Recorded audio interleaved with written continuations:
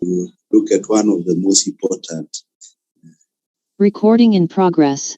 We're going to give you a lecture on one of the most important topics in general surgery. Intestinal obstruction. I'm sure most of you who are rotating in general surgery cohorts have already encountered this type of patients. It is defined as the failure of propagation or the interference of normal propagation of the contents within the intestines, craniocaudally, i.e. from proximal to distal until the exit. This abnormality is a very common surgical emergency. In fact, of 20% of all your surgical admissions who have acute abdominal pain for whatever reason, 20% of those patients will be due to intestinal obstruction. So it's such a very common condition. And at this early stage of our training, it will be good to get our facts right and get our foundation strong, so that this common condition we're able to assist our patients in the future. My objective is that at the end of this lecture, all of us will be able to recognize intestinal obstruction. Whether you'll end up being an ophthalmologist, a gynecologist, whatever it is, but all of us as medical officers of the future must be able to recognize intestinal obstruction, since it's such a common emergency. If you missed it, then you are probably no good at all to the community, since you are not able to take care of them when they need emergencies. So we'll pay attention as much as possible to this one. We'll share these slides. Your class rep will also share these slides with you and leave them with you, so that just in case you need to refer to something, you can always then use the notes to guide you on where to look up for. What causes intestinal obstruction? Intestinal obstruction, if you remember, the intestines are a hollow tubular system all made up of three components: the mucosa, the submucosa, and the muscular layer, and eventually the serosa. And this hollow tubular system in the muscular layer there are structures there. There are muscles, smooth muscles that were longitudinal and circular, and these were responsible for peristaltic activity. When we swallowed something and the swallowing reflex caused the initiation of peristalsis, and also when there's a bolus of food within the lumen of the intestines, then that dilates it, also that causes peristalsis. And these complex circular and longitudinal smooth muscles initiate peristalsis. So number two there, you can see that if there's a faulty activity, i.e. that peristaltic or propulsive activity is faulty, then there would also be intestinal obstruction. Number one there in etiology, the lumen itself, the propulsive activity can be intact, but the lumen itself is obstructed. And next slide, Dr.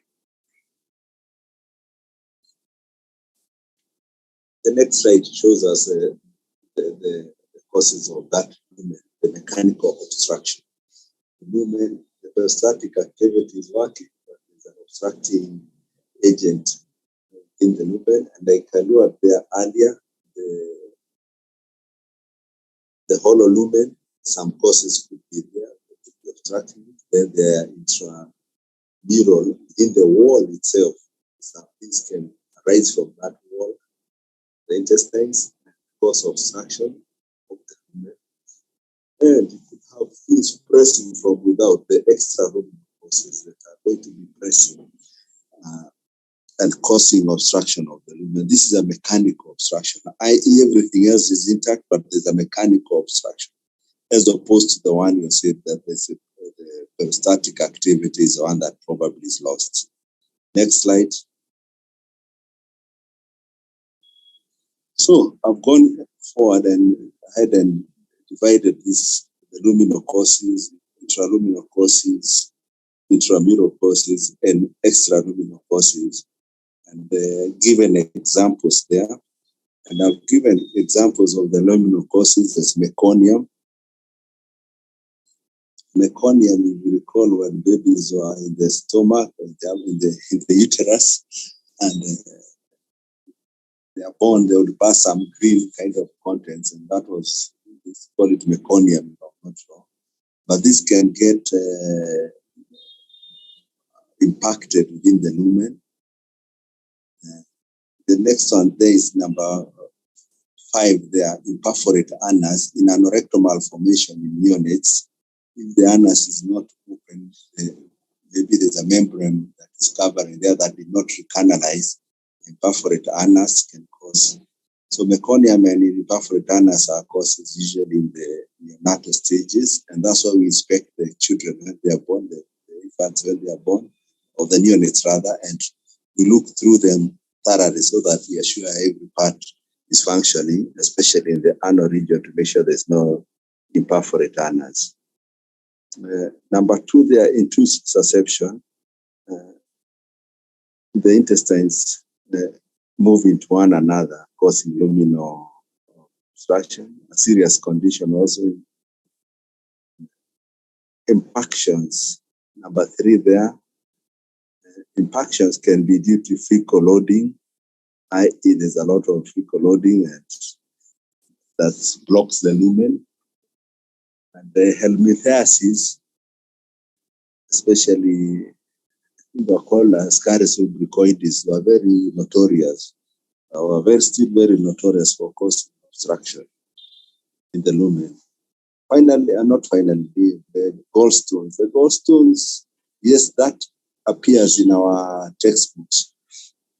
But I always wonder, a gallstone that has passed through the biliary tree, then, which is a very low caliber kind of system, and it joins with the big caliber intestines and still causes intestinal obstruction, I don't know. In my many years as a practicing surgeon, GIT surgeon, I've never met a gallstone as a cause, but it is there in our textbook, so we take it in. And finally, bezoar in some psychiatric patients, they push all kind of abnormal things along their system and hairs and stuff like that. Some people swallow hairs, they form obstruction, they cause obstruction of the lumen. Next slide. Within the wall of the intestines, and we said this wall has got a mucosa, submucosa, and then it has the vascular layer and the serosal layer. And within there, we can have various lesions.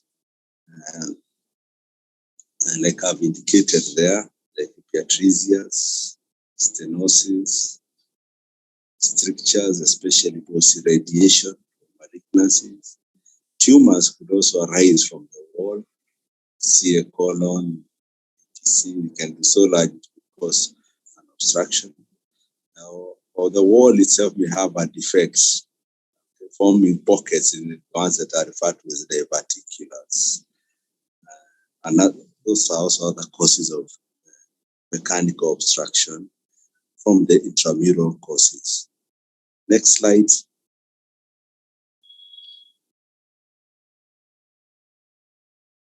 Then there are lesions that are extrinsic to the bowel. So the ones we are calling extraluminal causes. Number 1 there, and the very common one, is post-laparotomy. When your patients have had laparotomy for whatever reason, sometimes they heal with formation of adhesion bands. And these adhesion bands, when they form, they may obstruct the bowel from without.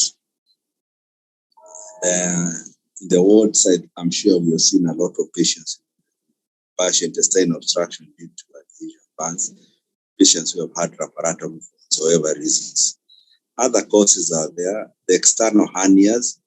When we were being taught how to examine the abdomen, we were told that there are potential hernia, external hernia orifices in the abdominal wall, along the midline and along the groin. And these hernias, if the intestines protrude through into them and the sac, the neck of the sac is narrow, then obviously intestinal obstruction the hernias would be a restriction to the propagation of the contents. I've given others there like anomalous vessels, annular pancreas, and then neoplasms. Neoplasms, as in patients who have got huge lymphomas within the abdominal cavity, or patients who have got immunosuppression and have got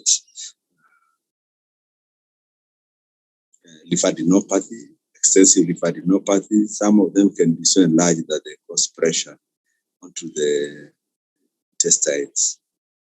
The final one, and a very common one, this is the volvulus. The intestines twist around themselves, usually around the sigmoid. And when they twist around themselves, obviously, that's an extrinsic cause. And one should be alert to that possibility. Volvulus, but volvulus is very common amongst our people, and usually occurs in a community. I'm told the people from Eastern Province, when the mangoes are very ready, they climb up the tree and eat a lot of them, and this causes fecal loading, and the sigmoid colon becomes heavily loaded and twists around itself. I'm sure that's not just in Eastern Province, also in people who are the grain growing areas, the maize people, when they are roasting maize, also they eat a lot, and also this get a peak of volvulus, sigmoid volvulus conditions. These are important causes that all of us will encounter one day or the other. Let's look now at the paralytic ileus. When the next slide, inadequate motility, propulsive motility, also referred as non-mechanical or a dynamic cause. And this is like I alluded there earlier, that the system is intact. There's no mechanical obstruction as such, but the wall has defects. It is not propagating the contents. And in the neonates and early childhood, a very common condition, Hirschsprung's disease. I think there was a spelling mistake there.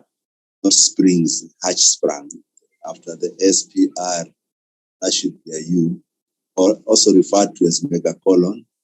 There's a neuromuscular defect in that wall, a smooth muscle wall, and the nerve supply to that segment is absent. And this particular patch of the colon does not participate in peristalsis, and therefore you get patchy or part failure of peristaltic activity. Again, when rotating pediatric surgery, we shall be shown a couple of them. There are very many there also. Then there is just that the wall becomes, the wall of the abdomen refuses to initiate peristalsis, and also referred to as paralytic ileus. And what are the common causes of paralytic ileus?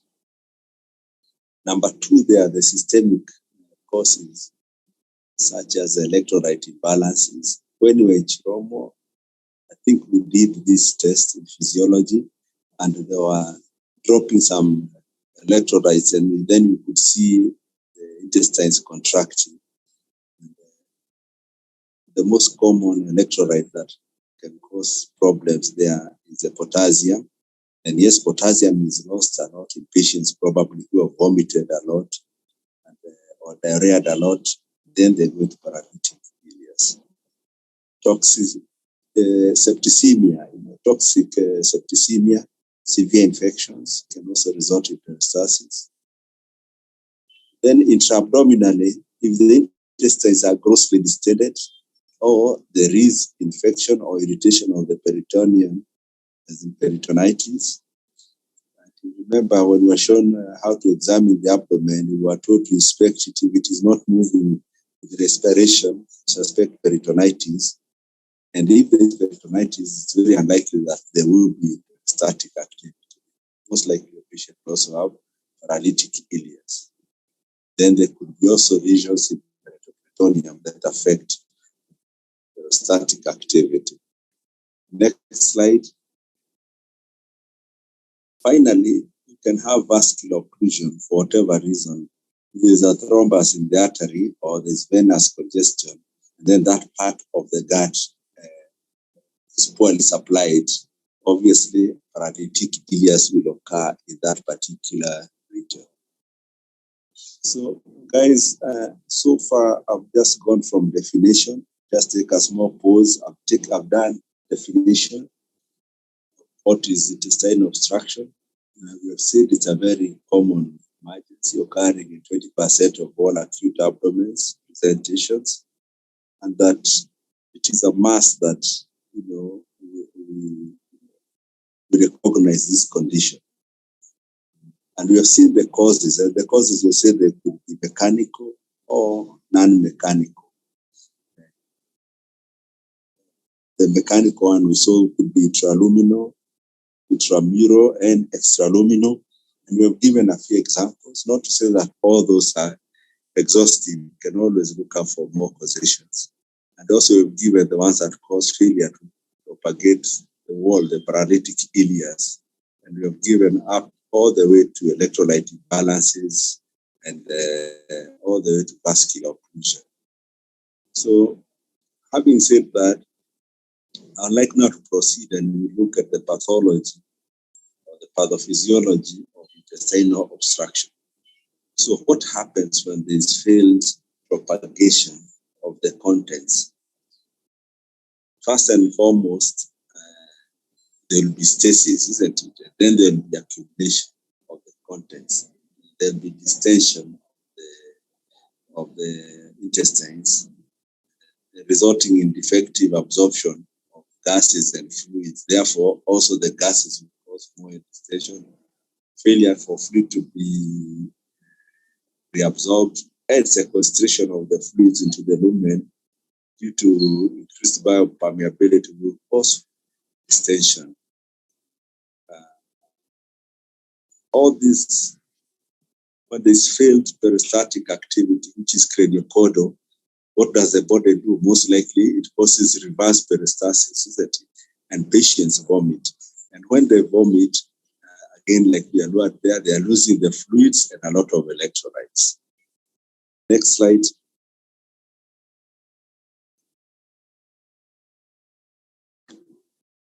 The other pathophysiology of intestinal obstruction is strangulation, i.e., we are occluding blood supply to a segment of bowel.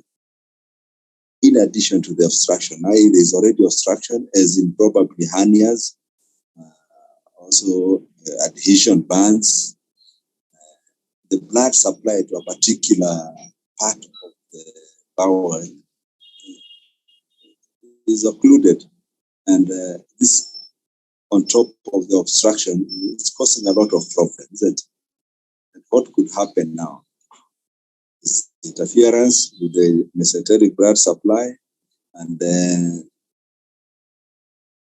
this part of the bowel becomes weakened, isn't it? Starts dying, and we may become gangrenous and leak the toxic materials into the peritoneal cavity. And like you can recall, the peritoneal cavity is a sterile cavity, and if there's a perforation and leak of this toxic material, then we get peritonitis.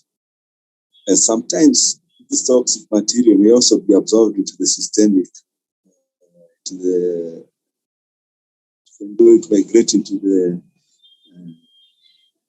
circulation and be absorbed there and get severe septicemias. So as we internalize these causations or pathophysiologies of intestinal obstruction, let's internalize them so that it will help us to understand why patients present the way they present, i.e. the symptoms and signs, which is going to be soon. But before then, let's see the next slide. After strangulation, first there's obstruction, fluid and electrolyte losses. Then there is strangulation, where we are breaking the wall of the intestines. And finally, there's this one usually not for 4 years, probably people in early postgraduate years, the closed loop phenomenon. At the ileocecal junction, there's a valve, and this valve, recall, we were taught in physiology, it is unidirectional, i.e. does not allow contents from the cecum or large intestines back into the ileum. In fact, even it had so many soldiers there, the pious patches, there's a lot of lymph node accumulation there, and the valve was never allowing contents back. But yes, it does get compromised. But assuming it's not compromised, and there is a tumor, let's say the transverse colon, so the contents are trapped there. They can't move backwards to be vomited, and they can't move forward because of obstruction. And that would result in this closed loop phenomenon. Also a very dangerous one. Also, the pressures can rise too high and resulting in perforations of even the cecum.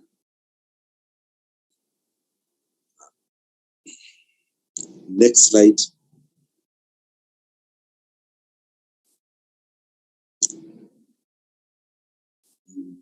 I know when we came to 4th year or 3rd year in medical school, all we wanted was this, isn't it? And it's even me, this is what I like.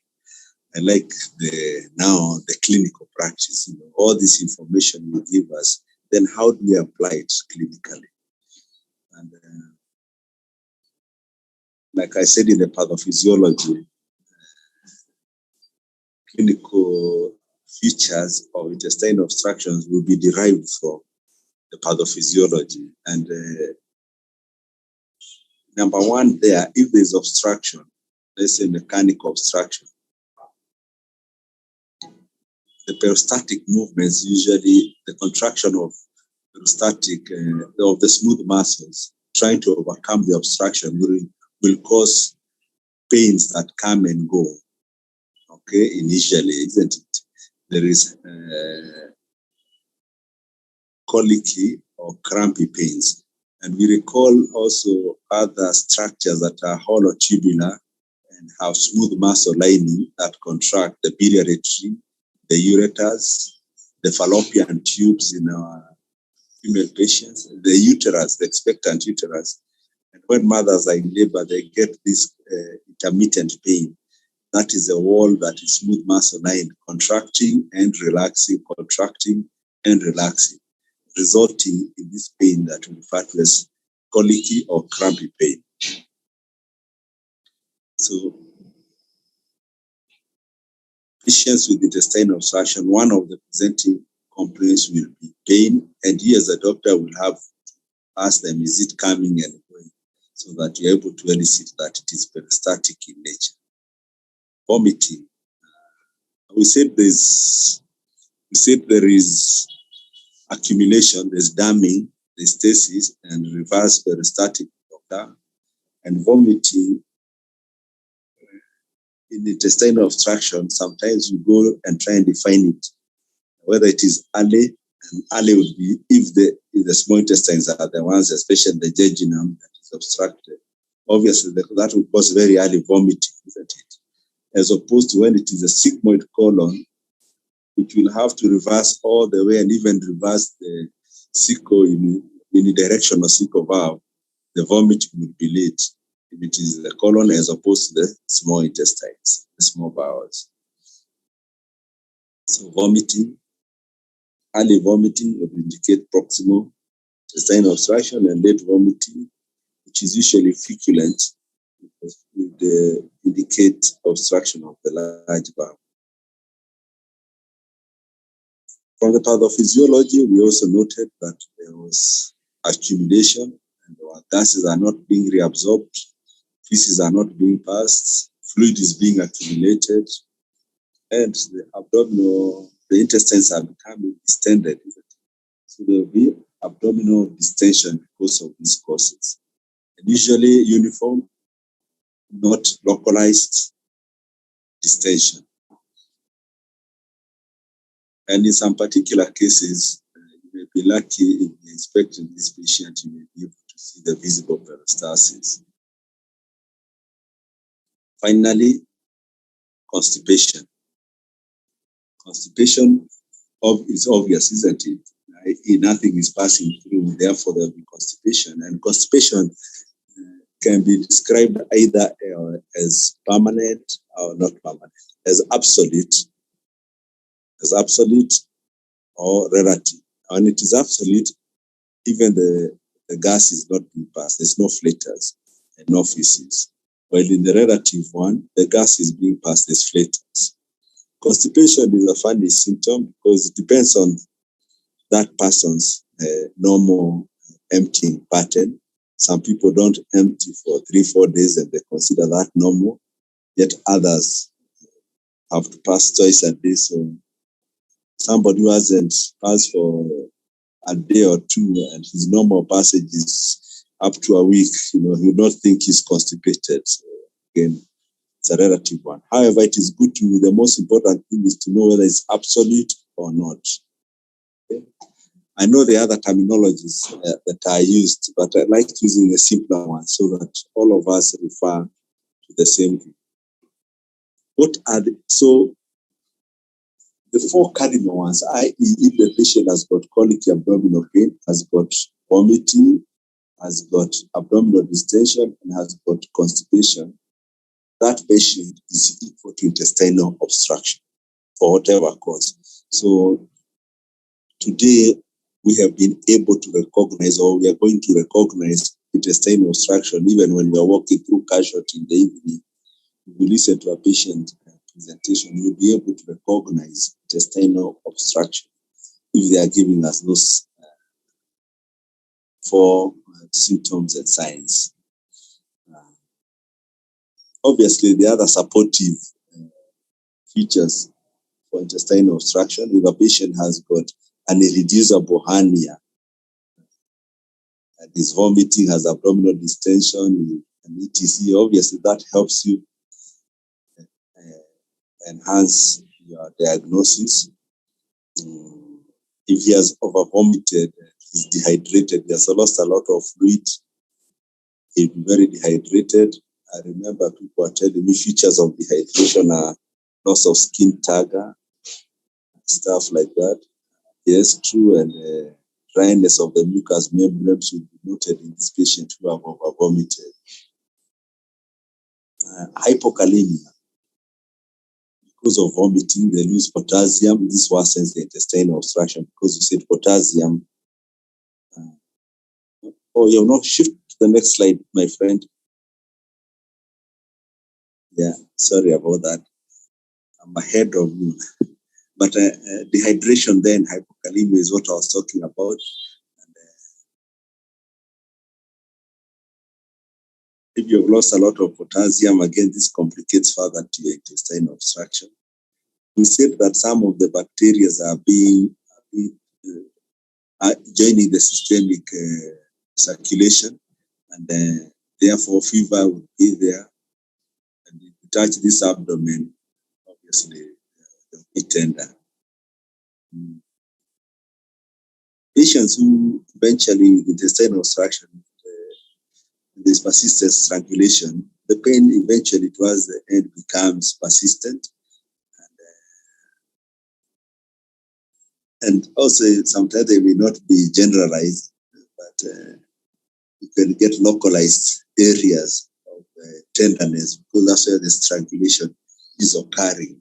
Assume it is an adhesive band just strangulating the small bowel to be at a particular point. That area one can elicit a localized tenderness.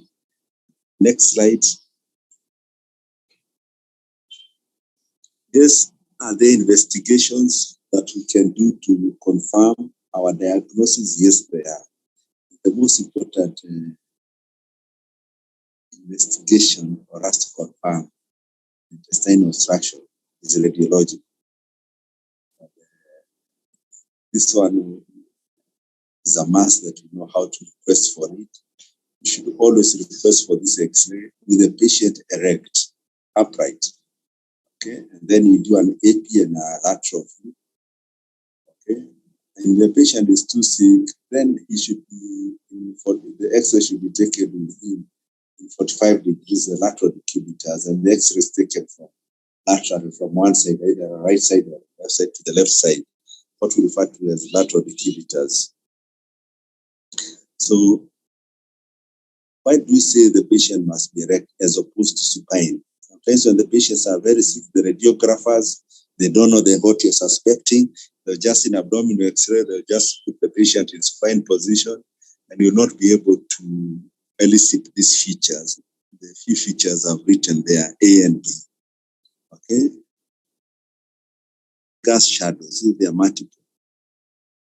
Okay? Usually they have got 3 air fluid levels or gas shadows in the abdomen. Those are normal, but if you have more than 3, okay, i.e. they are multiple, more than 3, and they are consistent, constant, those air fluid levels indicate intestinal obstruction.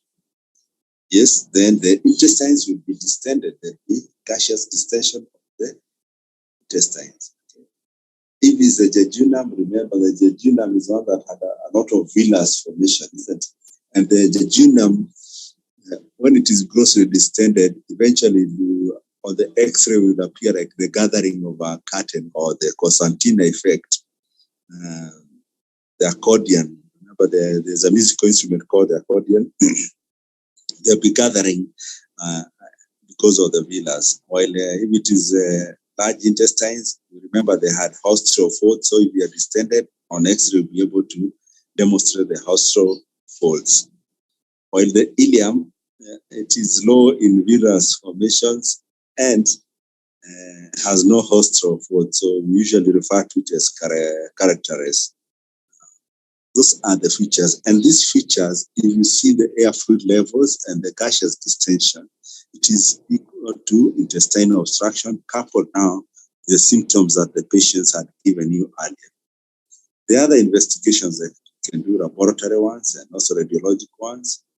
Next slide, Hashi.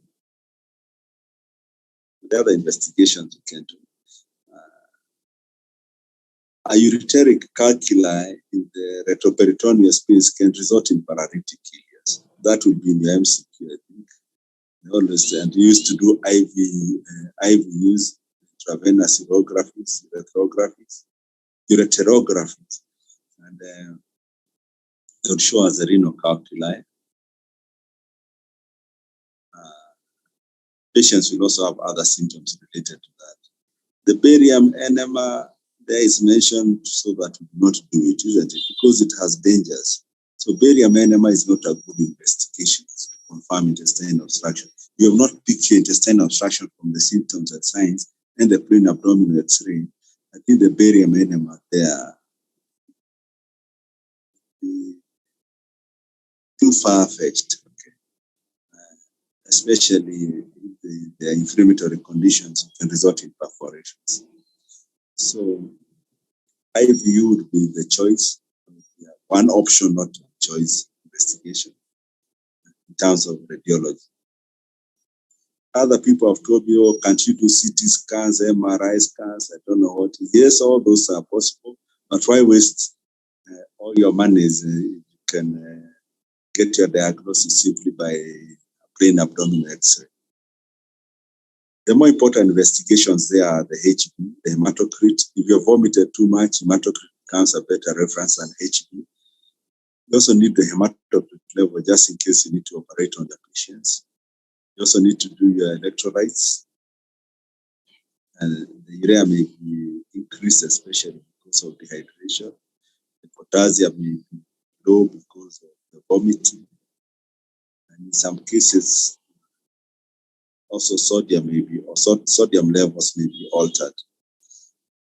Urinalysis as a test for intestinal obstruction, people said that long time ago. Even now it is not long time ago. You can still get proteinuria. And proteinuria was noted, and the pHs would be altered because of the vomiting. Also, because of the vomiting, the specific gravity will be altered. Next slide, Ashi. So now we have been able to make a diagnosis, and we only used very simple things, our observations from the history and physical examination. So we elicited the symptoms, the pain, the vomiting. Then we were able to elicit from the history again, the constipation. And the patient has constipation, pain, constipation, vomiting, and distension. And finally, we did a plain abdominal X-ray in erect position, and we saw the air fluid levels, and we saw the gaseous distension of the intestines. And we were able sometimes to characterize them. So we have already made our diagnosis of intestinal obstruction. Eventually, then, now we made our diagnosis, so how do we assist our patients? Management of the patient. Management of the patient is the principles we follow. First and foremost, like we said, they've been vomiting and losing electrolytes. We need to replace the fluids and the lost electrolytes. We shall also rest the gut, compress the gut. We shall ask them not to take anything orally. We shall insert an NG tube so that the contents that have pulled there are able to come out.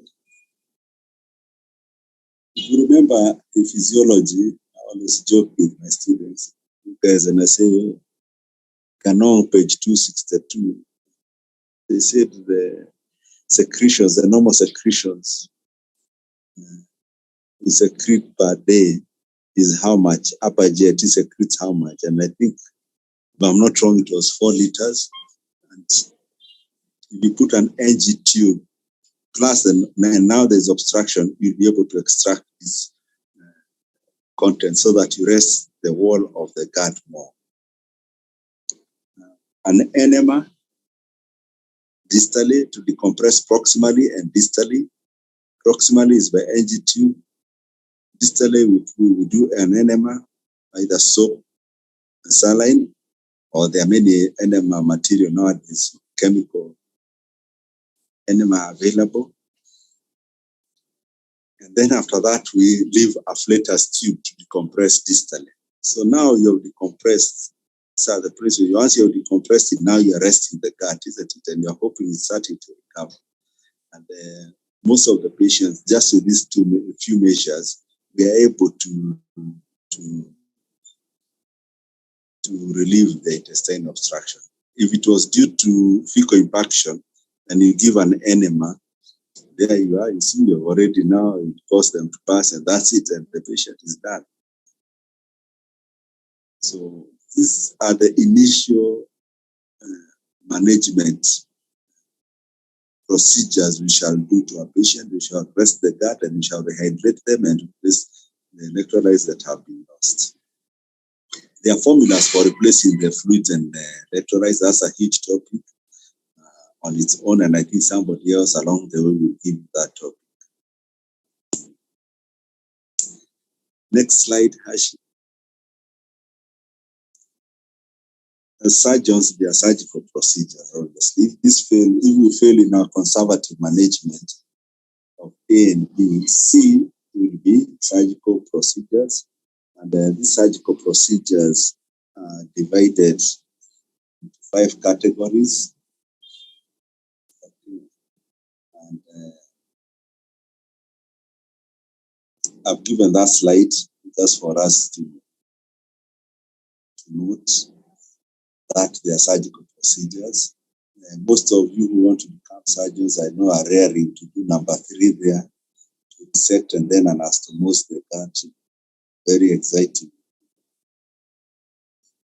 surgery. When we began surgery, that was also one of the procedures I was excited to perform. When I was able to dissect the gut and attach the normal part to normal again, and it worked. That is usually very exciting. The other surgeries like colostomies, number 5 there, formation of cutaneous stoma proximal to the obstruction.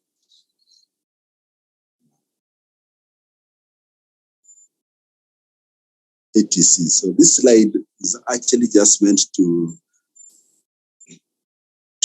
at this early stage to introduce to you the possible procedures that are available to the surgeon to perform. So I would like to leave it at that. I will not go into details of how these procedures are done. Neither will I expect you to fully know to do these procedures at this stage. And my joy would be that from today henceforth, we are able to recognize intestinal obstruction and the pathophysiology and the causations like we alluded to there, and how to confirm it is intestinal obstruction radiologically. So I'll end it there. And this topic, if I'm not wrong, we had also done it in third year and now in fourth year. And probably we are over repeating it, but we shall see how to do it. And also, I think it's also done in sixth year. So it just shows to you how important it is that we are giving it to you 3 times along your training. And it's the same topic, and nothing changes. It will be the same way presented, even if it's not by myself, by another person, but it will still be intestinal obstruction presented the same way. And therefore, if I were you today, I would walk around casualty in the evening or in the wards and listen or look out for a patient with intestinal obstruction. So, Hashi, I think I'll leave it at that. I'm not expecting any questions. I see the attendance was good at 300 and something. Take note of this basic foundation lecture that is extremely important in surgery. Thank you. Recording stopped. Thank you, Dr. Wambugu, for this interesting class. If anyone has a question. Okay. Sawa.